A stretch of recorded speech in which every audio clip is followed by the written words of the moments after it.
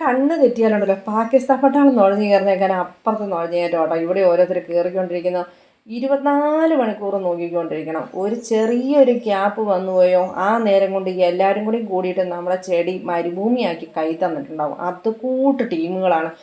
ഇതിനെ പിന്നെ പറയണ്ട, എവിടെന്നെങ്കിലും തുള്ളി ഇങ്ങോട്ട് വരും. പിന്നെ ഈ വീട്ടിൽ നിന്ന് പറഞ്ഞിട്ടുണ്ടെങ്കിൽ അത് പിന്നെ കളറും കൂടി അതായതുകൊണ്ട് പിന്നെ പറഞ്ഞിട്ട് കാര്യമില്ലല്ലോ.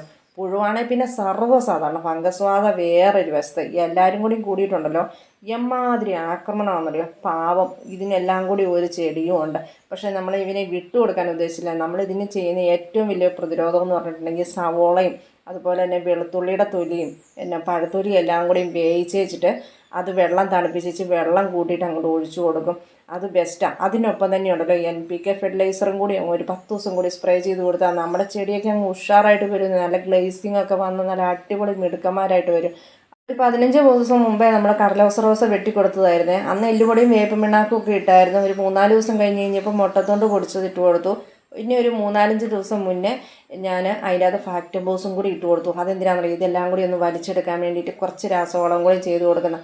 അപ്പം ഇങ്ങനത്തെ കത്തി കണ്ടിട്ടുണ്ട്. ഇതിന് 2 സൈഡിലും മോനയുണ്ട് കേട്ടോ. അതുപോലെ ഉണ്ട് വള്ളി വെച്ച് കെട്ടാനുള്ള സംവിധാനവും എല്ലാം ഉണ്ട്. ഇതെന്തിനാണെന്നറിയോ, നമ്മൾ മഴക്കാലത്തൊക്കെ മരത്തെ കയറാതെ തന്നെ നമുക്ക് അടയ്ക്കായും കൊക്കോക്കയൊക്കെ പറിച്ചെടുക്കാൻ എളുപ്പമുള്ള ഒരു പരിപാടിയാണ് കേട്ടോ.